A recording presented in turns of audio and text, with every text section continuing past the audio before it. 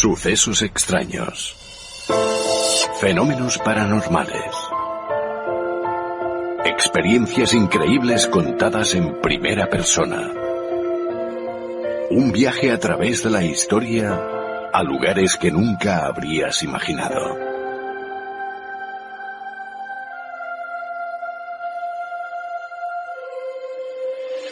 Un viaje lleno de misterio.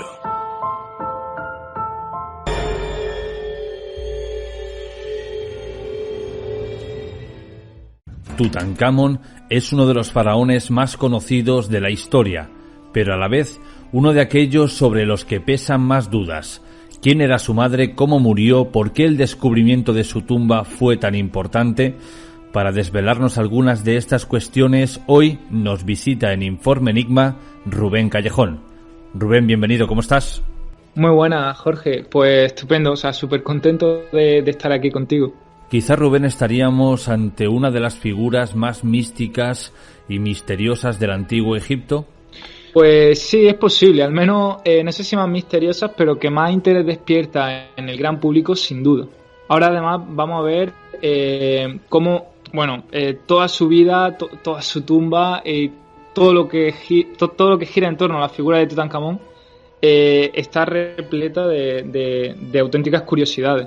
Podríamos afirmar, Rubén, sin miedo a equivocarnos, que lo poquito que sabemos del faraón niño es a raíz de lo que encontró Howard Carter en su tumba. Sí, antes del descubrimiento de su tumba, realmente se sabía muy poquito. Muy poquito. Howard Carter sí estaba convencido de que existía la figura de Tutankamón, de que tenía que estar por algún lugar su tumba. Esto gracias a una serie de pequeños objetos donde aparecía el cartucho con el nombre de Tutankamón que se encontraron, ¿no? Y claro, Howard Carter, en su incesante búsqueda en el Valle de los Reyes, finalmente se topó un 4 de noviembre de 1922 con la tumba del faraón niño. Y desde entonces pues ya se extendió lo que se conoce como la tutanmanía, ¿no? Esta afición por la figura de Tutankamón y también, por supuesto, la egiptomanía, que está, yo creo que hoy en día más viva que nunca. Todo el mundo conoce al rey de reyes, al faraón niño con el nombre de Tutankamón, pero para mí es muy importante empezar la historia por el principio, y es que en su nacimiento su padre no le puso este nombre. Exactamente. Su nombre de nacimiento era Tutankatón. Esto se debe, nos tenemos que remontar unos años atrás de su nacimiento, durante el reinado de su padre, del faraón Akenatón, porque en ese momento, cuando este faraón, que se le conoce como el faraón hereje, Akenatón, cambia completamente la religión que había en el antiguo Egipto, pasando de una religión en la que se adoraban a cientos o incluso miles de dioses, a el culto exclusivo a un único dios. Este dios es Atón, y por esto primero Akenatón cambió su nombre. Él se llamaba Amenofis, cambió su nombre, y posteriormente cuando tuvo de hecho, Nefertiti, la gran esposa real, que esto tampoco hay mucha gente que lo sepa, también modificó su nombre. El nombre de Nefertiti es una abreviatura, una especie de acortamiento de su nombre que era muchísimo más largo, y pasó a llamarse Neferuatón Nefertiti, también en honor al dios Atón. Posteriormente, con la figura de Tutankamón pasaría algo similar, pero a la inversa. O sea, cuando Tutankamón nació, en ese momento aún estaba vigente esa religión, podríamos llamar monoteísta, que instauró su padre. Y pocos años después fue el propio Tutankamón quien decidió restablecer la religión hacia ese culto que había anteriormente, o sea, volver a adorar a al sinfín de dioses que existían en el antiguo Egipto. Y ahí fue cuando cambió su nombre, pasando de Tutankatón a Tutankamón, que es como lo conocemos hoy en día. Un día de estos profundizaremos en la vida del padre de Tutankamón, que es casi tan emocionante o incluso más que la de su propio hijo, ¿no? Y es que era un personaje tan revolucionario que incluso trasladó la capital del antiguo Egipto. Sí, o sea, él lo que hizo fue crear una nueva ciudad, como hacer una especie de reseteo, ¿no? Para que se me entienda.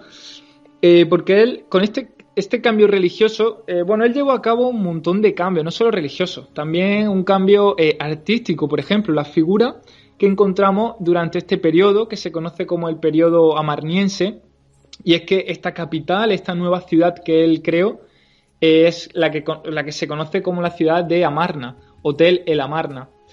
Claro, en este nuevo lugar, él lo que hizo fue dedicarlo exclusivamente el culto al dios Atón e intentar también llevar a cabo una serie de cambios sociales y artísticos. Entonces, claro, aquí también se habla, esto es muy curioso, porque además es un hallazgo muy reciente. Bueno, mirad, a ver, resulta que, o sea, se habla de que Akenatón llevó a cabo este cambio también en cierta forma por presiones debido a una pandemia. Y es que en esta época Egipto estaba bastante mal por una pandemia de peste, se cree que de peste, ¿no? Incluso se habla de que en esta nueva ciudad que fundó Akenatón pudo fallecer en torno al 70% de la población. Además, recientemente, como decía, se ha descubierto una nueva ciudad que se conoce como el ascenso de Atón, que estaba también en funcionamiento durante este momento de dominio del faraón Akenatón, y se cree que fue abandonada o dejada un poco de lado, ¿no? Por esa nueva ciudad que fue, además, como bien dice, la capital del antiguo Egipto, esta ciudad que conocemos como Amarna. Por lo tanto, sí, o sea, fue un faraón. De hecho, esto es lo que le ha dado en gran medida, ¿no?, toda la fama a Akenatón, sin duda. Ahora sí, Rubén, profundicemos en la vida del faraón niño Tutankamón, que fue el nombre que recibió al nacer, el que le pusieron sus padres, o como nosotros lo conocemos, Tutankamón, que fue el nombre con el que él mismo se rebautizó. Claro, o sea, bueno, para conocer la figura de Tutankamón hay que remontarse. A mí me gusta hacerlo desde sus primeros años, que además son muy, muy desconocidos para el gran público.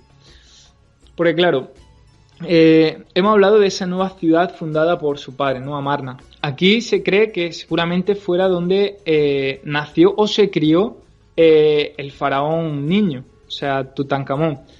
Y de hecho se han encontrado una tumba muy llamativa, la tumba de Maya, que se sabe que fue como la nodriza, ¿no?, como la encargada de criar al faraón Tutankamón. O sea, esto nos demuestra que él tendría un tutor, por un lado un tutor que podría ser Ai, por ejemplo, u Horemheb, y por otro lado, que luego serían faraones, y por otro lado, Maya, esta mujer que se encargó de la crianza del faraón. Claro, esto en sus primeros años, la verdad, no hay muchísima más información, porque ya de por sí esta época es muy convulsa, además con ese cambio religioso. Luego los faraones que vendrían después se encargaron de intentar borrar de la historia este momento, ya que lo consideran como un momento maldito, ¿no?, para sus creencias, para su religión, para sus dioses. Entonces, básicamente los inicios del faraón Tutankamón están un poco como difusos. Él alcanza el trono de Egipto a una edad muy temprana. De hecho, por esto se le conoce como faraón niño. Estaríamos hablando aproximadamente de que tendría unos 8 años, 9 años, depende de la fuente, pero aproximadamente entre 8 y 9 años. Y bueno, pues también fallece siendo muy joven. A una edad de aproximadamente, pues eso, 18 o 19 años. Podemos decir que estuvo en el poder solamente unos 10 años.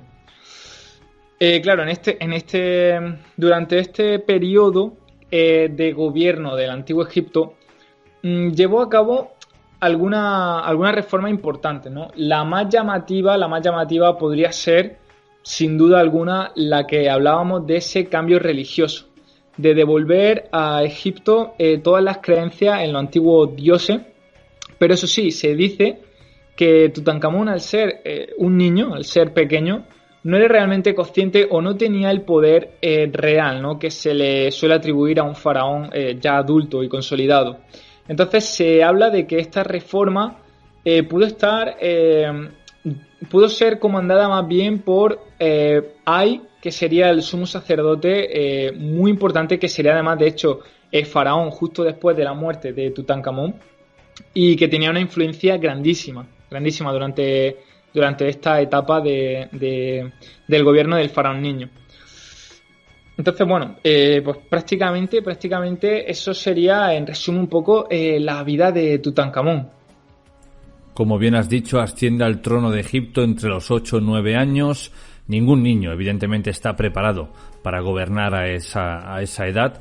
Pero Rubén, con la poquita información que tenemos, sabemos cómo fue la infancia de Tutankamón antes de ser rey, cómo eran sus padres con él, cómo era su entorno. Pues a mí que me conste, no he encontrado yo nada de información al respecto. Ya digo, es que es un momento bastante difícil de estudiar, y sobre todo antes de ser faraón, antes de convertirse en faraón. La verdad, supongo que, bueno, como príncipe llevaría a cabo una educación, una enseñanza, pues acorde a su nivel, ¿no?, a su estatus. Seguramente él pasaría gran parte de su vida estudiando, ¿no?, en lo que se conoce como la Casa de la Vida, que era, bueno, pues como el centro donde educaban a los príncipes y a las personas más influyentes, ¿no?, a las altas clases sociales en el antiguo Egipto. Y también, bueno, pues allí los formarían. Sin duda, seguro que los formarían para convertirse el día de mañana, como sucedió, en faraón. Dices que la gente no le prestaba mucha atención o no le tenía mucho respeto porque era un rey con 8 o 9 años. Evidentemente él no era la figura de su padre Akenatón, no era un adulto consolidado en el trono, pero recordemos que en el antiguo Egipto la esperanza de vida más o menos era entre los 30 a 35 años. Sí, aproximadamente. Sí, yo lo situaría más bien en torno a los 30 y poco. Claro, pero esto también se debe a que el índice de mortalidad en los niños era altísimo. Claro, esto es entendible, ¿no? Y hasta hace muy poco tiempo ha sido prácticamente así. Nacían muchísimos niños, pero también fallecían muchísimos. Por lo tanto, la esperanza de vida descendía una barbaridad. Aún así no significa, como bien dices, que haya personas en Antiguo Egipto que hayan llegado a una edad bastante avanzada. De hecho, por ejemplo, tenemos el caso del faraón Ramsés II, que alcanzó los 90 años de edad, pero es que sorprende aún más el caso del faraón Pepi II, que se habla de que estuvo en el poder durante 94 años y falleció a la edad de 100 años. Eso es una auténtica barbaridad, y hasta ahora es el récord de gobernante, o sea, el mayor gobernante en todo el mundo, en toda la historia, el más longevo del mundo en la historia. Sin embargo, Tutankamón, para la corta edad que tenía, era bastante inteligente, porque su padre Akenatón se puso en contra a los sacerdotes, ya que renunció a los antiguos dioses de Egipto. Pero cuando Tutankamón asciende al trono, lo primero que hace es recuperar esos antiguos dioses, y no solo eso, sino que vuelve a trasladar la capital a su lugar original. Sí, exactamente. Realmente yo pienso que una gran parte de los sacerdotes se pondría en contra, pero también habría una parte o sacerdotes nuevos que estarían a las órdenes de Akenatón, ¿no?, siguiendo ese culto exclusivamente al dios Atón. Incluso también se estuvieron persiguiendo el culto al resto de divinidades, ¿no? Se hizo una auténtica persecución y incluso se borraron, ¿no?, representaciones de divinidades en templos y en estatuas. Pero claro, o sea, el hecho de que Tutankamón restableciera esa religión, seguro que los sacerdotes, gran parte de ellos, se pondrían de lado del faraón niño. También es cierto, hay que tener en cuenta que este cambio religioso se produjo notablemente en esa nueva capital, en Amarna, y en algunas ciudades donde el faraón tenía gran influencia. Sin embargo, en el resto de ciudades, en pueblos y en ciudades más apartadas, podríamos llamarlo secundario, ahí sí que se mantuvo o se trató de mantener ese culto tradicional, ¿no? de la diversidad de dioses. Claro, es muy difícil, ¿no? En la mentalidad que habría en la época tan consolidada, tratar de llevar un cambio religioso tan drástico a todos los niveles sociales y a todas las ciudades y pueblos, independientemente del lugar o del estatus, ¿no? Entonces, ya digo, o sea, realmente hubo un cambio, pero fue algo temporal, algo concreto, y duró, la verdad, duró muy poquito tiempo. Como bien hemos dicho, entre los 8 o 9 años, Tutankamón asciende al trono, se convierte en rey de reyes, pero claro, Rubén, ¿cómo es el momento de la muerte de su padre, Akenatón? Bueno, lo que sucede es que Akenatón no se sabe a ciencia cierta cómo pudo fallecer, ya que, entre otras cosas, ni siquiera es seguro que se haya encontrado su momia. Hay un sarcófago que además tenía como representación de mujer, que se suele achacar, ya que los análisis de ADN lo relacionan, lo vinculan con el padre de Tutankamón. Por lo tanto, se suele achacar con Akenatón. Pero claro, es muy complicado llegar a determinar la muerte, ¿no? La muerte del faraón. Por lo tanto, al menos según mis conocimientos, no hay constancia, no hay nada que se sepa a ciencia cierta. 10 años apenas estuvo en el trono, prácticamente un suspiro. 10 años en los que estuvo respaldado por su madre o por su madrastra, evidentemente. Y aquí ya se han escrito auténticos ríos de tinta, y es la muerte de Tutankamón, ¿no? Algunos aseguran que por el hecho de que sus padres eran primos, él ya traía una enfermedad congénita y esto le provocó la muerte, que cogió una enfermedad a lo largo de su infancia y esto le provocó la muerte, que lo asesinaron. Pero las últimas investigaciones apuntan a que quizás fue un accidente en el campo de batalla. Exactamente. Claro, o sea, lo que es evidente es que esa consanguinidad, esa relación que tuvieron sus padres, que eran hermanastros, influyó en la vida de Tutankamón muchísimo, ya que le ocasionó severos problemas físicos, sobre todo en su cintura y en sus piernas, por lo que constantemente tenía que caminar apoyándose en un bastón. De hecho, Howard Carter encontró en su tumba, en la KV-62, encontró más de 100 bastones, fueron 130 bastones. Pero esto, claro, que en un principio se habló de que podría haber sido esta debilidad física la causa de su muerte, prácticamente está descartada, y las teorías más aceptadas últimamente, como bien dices, es la de que sufrió un accidente. En un primer momento también se hablaba de que podría haber sido un accidente provocado por el ataque de un hipopótamo. Sin embargo, todo parece indicar que sería más correcto pensar en un accidente en combate, ya que se puede apreciar en su pierna cómo parece ser que un carro de combate le pasó por encima. También es curioso porque se sabe que el faraón tenía malaria, y esto también durante mucho tiempo, y hay egiptólogos que así lo afirman, se achacó, ¿no?, como motivo de la muerte del faraón niño.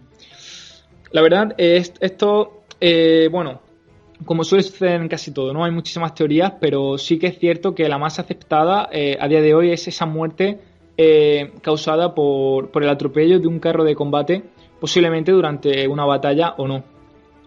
Al parecer, en el antiguo Egipto, aquellos que llevaban estos carros de combate eran los propios faraones. Y se especula con esta teoría porque hay un órgano muy importante que se mantiene en todas las momias a la hora de que trasciendan hacia ese más allá, ¿no? Y es el corazón, un órgano que sin embargo a Tutankamón le falta. Y lo que creen es que quizás uno de estos carros le aplastó el costado, llegando incluso a reventarle, como hemos dicho, el corazón. Sí, pero lo que también he escuchado muchas veces, que esos problemas físicos de los que hablábamos antes dificultarían muchísimo que Tutankamón pudiera ir a una batalla. Por lo tanto, también por esto digo, ¿no?, que a lo mejor su muerte se debió al atropello de un carro, pero tal vez no en batalla. A lo mejor estaba cazando o estaba, no sé, realizando prácticas o cualquier otra actividad. Creo que no se sabe, ¿no?, a ciencia cierta, pero bueno, lo que sí que parece probable es eso, es que sufrió un accidente. Además, como bien dice, bastante grave. De hecho, se puede apreciar perfectamente en su momia cómo están los huesos completamente destrozados. Como bien hemos dicho al principio, casi toda la vida de Tutankamón está envuelta en un halo de misterio por esa poca información que tenemos al respecto de él. Sin embargo, lo que se sabe con casi toda certeza es que su muerte se sobrevino por este accidente con un carro, ¿no? O bien él cayó o bien lo atropellaron y esto le provocó ciertas lesiones que eran incompatibles con la vida. Pero en el momento de su momificación también ocurrió algo, Rubén. Bueno, la momificación del cuerpo de Tutankamón se debió de llevar a cabo por los mejores embalsamadores de su época, porque, bueno, su momia, posiblemente la momia más famosa del mundo, se mantiene en un estado de conservación muy, muy bueno, la verdad. Muy bueno. A ver, el proceso de momificación, por si acaso alguien no lo conoce, consistía en retirar una serie de órganos. Se comenzaba por el cerebro, que se extraía mediante un gancho metálico que se introducía por la nariz hasta extraer el cerebro completamente. Luego se continuaban con una serie de órganos que se iban introduciendo en lo que se conoce como los vasos Canopus. Eran vasos con aspectos físicos, con un aspecto de diferentes dioses. El caso de Tutankamón es muy curioso porque estos vasos Canopus tienen el aspecto físico del propio faraón. Y también me sorprende que en su tumba muchísimas representaciones la encontramos con el aspecto físico de Tutankamón. Por ejemplo, hay dos guardianes muy famosos que estaban uno a cada lado de la puerta que daba acceso a la cámara funeraria donde estaba su tumba. Y estos dos guardianes eran el mismo Tutankamón representado. El caso de la momificación, posteriormente, después de una serie de... también se le bañaba con aceites, con aroma. Luego, otro de los aspectos fundamentales en toda momificación consistía en introducirlo en lo que se conoce como natrón, una especie de sal, ¿no? Aquí estaban varias semanas, estaba bastante tiempo, para quitar todo el agua posible al cuerpo, ¿no? Intentar secarlo lo máximo posible para conseguir precisamente esa momificación. Y el proceso total, luego ya después de esto se retiraba esta sal y se vendaba, ¿no? El proceso total solía durar en torno a 70 días. Y en el caso de Tutankamón hay una curiosidad a destacar que creo que va a sorprender, porque es bastante inusual y resulta que la momia de Tutankamón fue hallada con su pene erecto.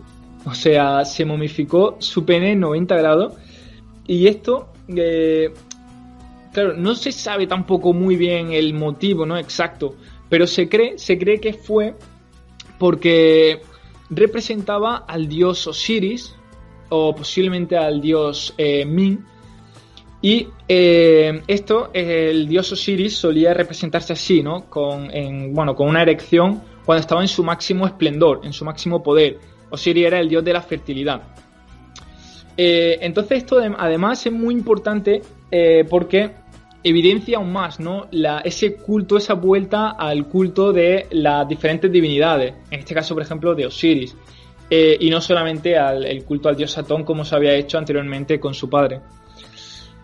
También se le vertió con una sustancia negra, una especie de resina negruzca que le otorga, es lo que le otorga ese color negro a su momia tan característico, y que también se puede creer que tiene vinculación con los dioses. De hecho, el color negro era el color de la buena suerte, frente al color blanco, que era el color del luto, ¿no? Prácticamente todo lo contrario a lo que sucede hoy en día en nuestra sociedad.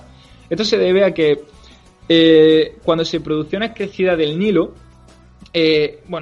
una vez que el agua descendía, quedaban en el borde, ¿no? en la orilla donde el agua había crecido, quedaban una sustancia como negra, ¿no? Era lo que se conoce como limo, que era una sustancia muy fértil para cultivar. De hecho, ahí era donde se cultivaba. Y por eso se solía atribuir ese color negro con el color de la buena suerte. Es cierto que Howard Carter al parecer anotó en su diario que Tutankamón tan solo era una serie de despojos quemados, y es que tenemos que tener en cuenta que estos aceites con los que los faraones o las momias eran ungidas en contacto con ciertos elementos tendían a arder, prácticamente combustión espontánea. Y al parecer fue lo que le ocurrió a Tutankamón. Sí, claro, exactamente. De hecho, eso es, ¿no? Cuando vemos su momia, es que es completamente negra. Y esto, por ejemplo, difiere muchísimo de otra momia muy, muy famosa, como puede ser la momia del faraón Ramsés II, que es como rojiza. O sea, es que son colores totalmente diferentes, son muy, muy, muy distintos. Y sí, la verdad es que le da ese aspecto, ¿no? Como si se hubiera quemado completamente. La verdad es muy curioso. Sabemos que cada vez que hablamos de las pirámides, de tumbas reales, hay un peligro que acecha y son los saqueadores de tumbas. Sin embargo, cuando Howard Carter accede a la cámara funeraria de Tutankamón, estaba prácticamente intacta, por no decir intacta. Así es. A menudo escuchamos que su tumba ha sido la única hallada intacta. Pues lo cierto es que no, o sea, ni ha sido la única ni realmente estaba intacta como tal, ya que al menos hay constancia de que en 2 ocasiones diferentes accedieron al interior de su tumba saqueadores. En una primera ocasión lo hicieron de una forma bastante más fácil, ¿no? Simplemente pues rompieron ese sello que protegía, que cerraba la puerta de acceso a su tumba, y accedieron dentro, ¿no? Con la fortuna de que probablemente los guardianes del Valle de los Reyes se dieron cuenta, se percataron de esa violación de su tumba y actuaron con rapidez, provocando que los ladrones tuvieran que irse sin poder llevarse gran cosa. En la segunda ocasión, los ladrones se la tuvieron que ingeniar muchísimo más, porque para proteger aún más la tumba, lo que se hizo fue llenar cuando accede a la tumba de Tutankamón, lo primero que encontramos es un pasillo, ¿no? Una especie de corredor. Pues después de el primer acceso de estos ladrones, lo que se hizo fue llenarlo con tierra, ¿no? O sea, se llenó con escombro, repleto. Por lo tanto, para acceder en esa segunda ocasión, en ese segundo saqueo, los ladrones tuvieron que hacer un túnel por ese primer corredor para acceder a la sala donde ya sí estaban todos los objetos y todos los tesoros de Tutankamón. Pero cuando Howard Carter accedió, él encontró una especie de bolsita pequeña en el suelo que parecía indicar, ¿no?, que se le había caído a alguno de estos ladrones de tumba. También en la cámara del tesoro, la cámara posiblemente más valiosa, una de ellas, se encuentra como que faltan algunas joyas, algunas piezas. Probablemente se llevaron simplemente eso, ¿no? Algunos anillos, algunas joyas y objetos bastante pequeños. No pudieron ni mucho menos con objetos grandes, objetos Bueno, por supuesto, su momia, su máscara funeraria, sus sarcófagos dorados no tuvieron acceso para nada, porque estaban muy bien protegidos por una serie de capillas y de sarcófagos y ataúdes. En total, no sé si eran 7 u 8, o sea, estaban muy bien protegidas. Y al final, de hecho, uno de sus sarcófagos era de oro macizo, o sea, pesaba más de 110 kilos. Por lo tanto, llevarse algo así para unos ladrones que tenían que hacerlo rápido para que no los detectaran debía de ser muy, muy complicado. Cuando hablamos de ladrones, cuando hablamos de asaltatumbas, Rubén, estamos hablando de personas que entraron en ellas, no sé, 10, 20, 30, 50, 100 años antes de que llegara Howard Carter, o estamos hablando de una época muy anterior. Estamos hablando de un momento, o sea, de pocos años después de la muerte de Tutankamón. O sea, estos saqueos se debieron de llevar a cabo posiblemente años, tal vez hablamos de décadas después, porque aún en ese entonces había protección, o sea, aún había guardia, había seguridad en el Valle de los Reyes. Algo que con el paso del tiempo desapareció completamente y las tumbas se dejaron, por decirlo de alguna forma, ¿no?, como a la intemperie, como desprotegidas, lo que ya sí que provocó que a lo largo de la historia hayan sido saqueadas en multitud de ocasiones. El caso de la tumba de Tutankamón no se pudo saquear más por yo lo llamaría por un milagro, y es que una serie de las lluvias torrenciales, ¿no?, y una serie de se dice que la lluvia o una especie de derrumbe, ¿no?, acabarían por ocultar la entrada a su tumba, y además también sobre ella o muy próxima se construyeron casas, o sea, se construyeron una especie de casa o habitaciones, ¿no?, que eran para los trabajadores que estaban excavando la tumba de Ramsés II. Por lo tanto, todo esto protegió muy bien su entrada, y de hecho fue lo que dificultó tantísimo que fuera encontrada en el Valle de los Reyes. Howard Carter estuvo excavando muchísimos años en el Valle de los Reyes sin éxito, o sea, sin nada de éxito.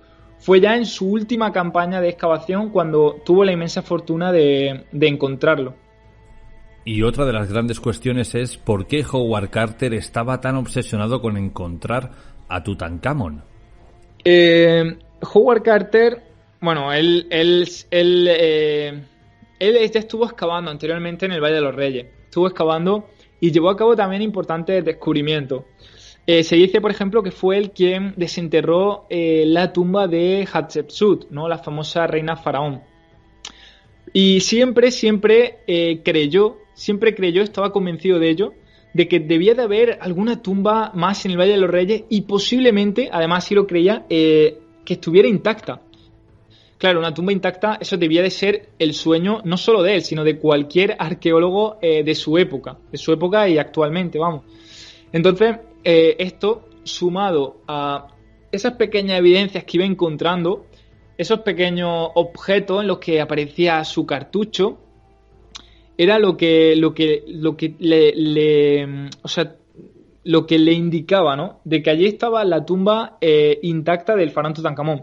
Y no cesó en su búsqueda hasta que no la encontró, porque anteriormente ya habían estado en varias ocasiones otros arqueólogos excavando en el Valle de los Reyes buscando tumba intacta y no encontraron ninguna.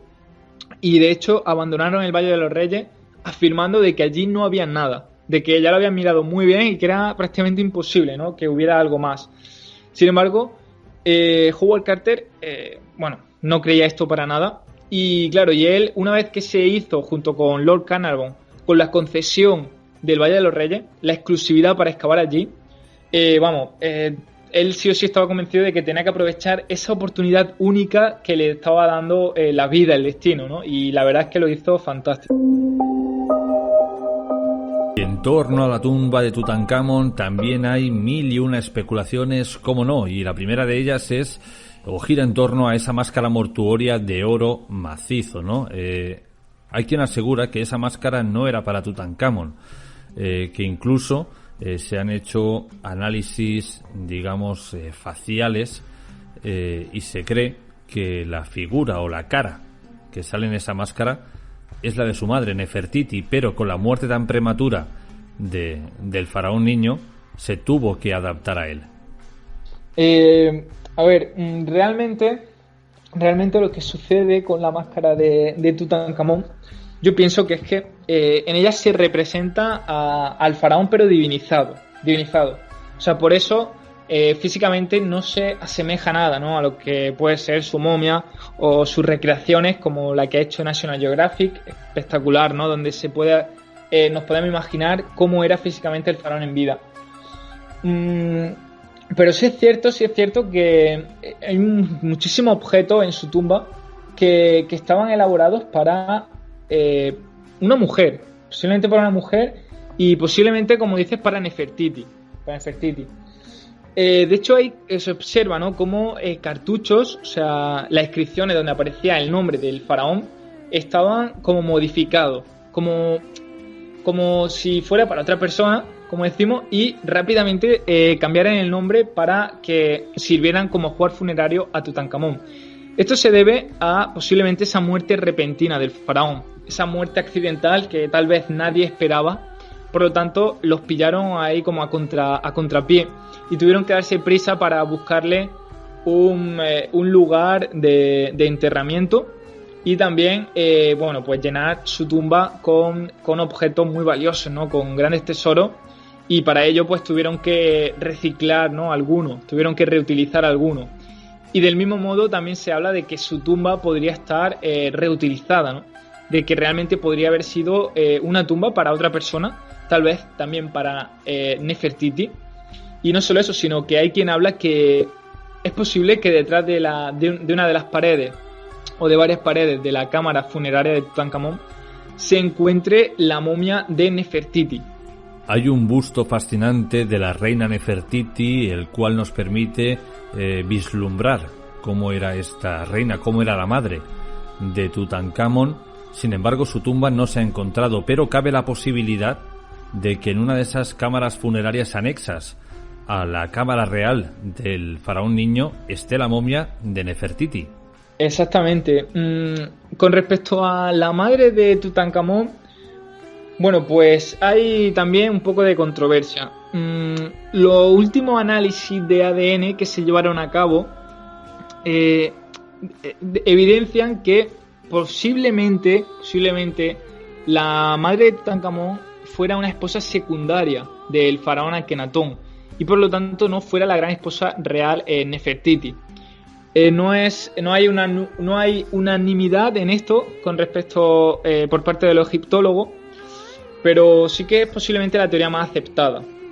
Y sí, o sea, es muy probable que al menos se sabe, gracias a una serie de análisis llevados a cabo por Nichols Reeves, que en dos paredes de la tumba de Tutankamón hay cámaras secretas. Hay una especie de puerta oculta, pequeñita, y al otro lado hay dos cámaras secretas. No se sabe si detrás de esta puede haber más cámaras aún, pero al menos sí que se conocen estas dos y casi con total seguridad deben estar intactas.